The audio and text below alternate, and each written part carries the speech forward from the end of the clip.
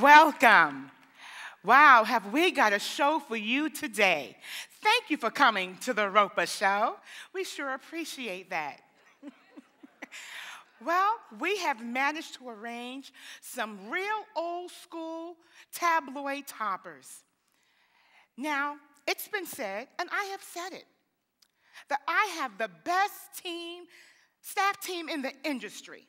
And you know it's true. Yes, it is. Well, over the next 3 weeks, we will have a high-end prostitute.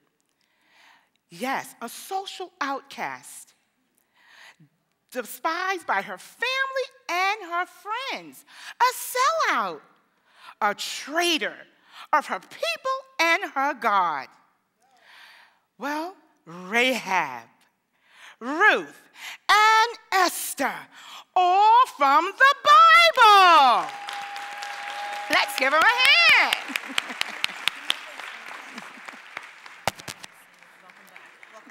Welcome back. Well, for my first guest, we will have a high-end, world-renowned prostitute, a harlot. Yes, a harlot. And without any further ado, let's welcome my guest, Rahab, the harlot. Thank you. Thank you for inviting me. Thank you. I'm so honored. Thank you for coming. Thank you. Thank you. Thank you so much. You Have know, a seat. I know millions of people watch your show every day, so you could imagine how surprised I was to be here with you. Thank you. Thank you. Of course. Well, let's get right to it. I need to ask you this. Okay. How did your neighbors act around you? How did women treat you?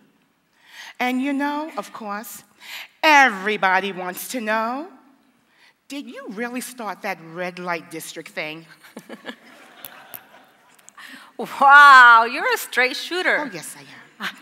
I can see that. Well, you know, most people avoided me or only stared. Women, they made faces or whispered to each other when I was around. It was uncomfortable, but you know what? I made the decision to do what I did because I had to make a living. I can tell you, though, I did quite well. Let's say the king had me on his stone tablet, okay? Whoa. Well, now, let's see, the light. The light. The rumors about the light are greatly exaggerated. It gave off a pretty glow. You know, who knew it would stick? Who knew? Well, clearly, you are the most beautiful. Thank you. And how was it having to have that burden of being the most beautiful, even the most beautiful woman in the world? Thank you. I'm not sure that is true, but men certainly gave me considerable time. I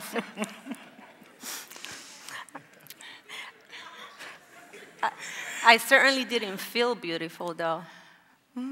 Well, I mean, really? Did men really respect you or care about you? And I have to ask, was it all about the sex? Okay. I'm not sure if anyone ever really loved me. Men, they wanted things from me. They wanted other things. They gave me compliments. They bought me gifts. But you know, deep inside, I always wonder if I was more than a fantasy to them, if they ever saw the real me. Wow. So I hear what you're saying. Each of us could ask ourselves that question at some point in our life. It's about the choices we make. Really.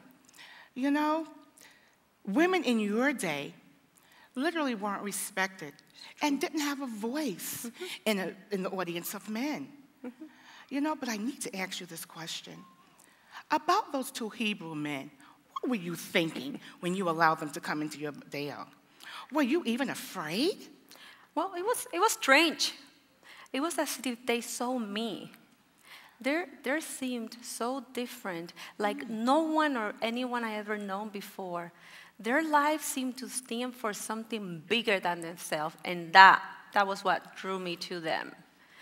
There had something special about them that drew me to them. It was It was like, one of those aha moments. Aha, right? yes. For me, in many ways.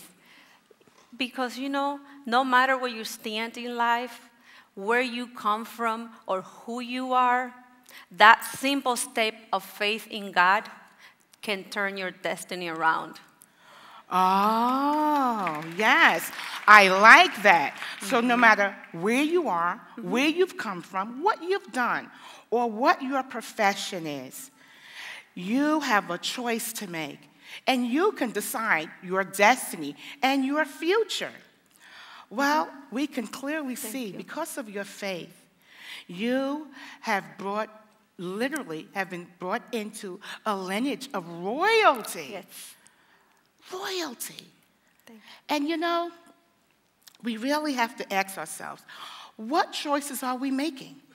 What will you choose? Stay tuned. You won't want to miss the rest of this story.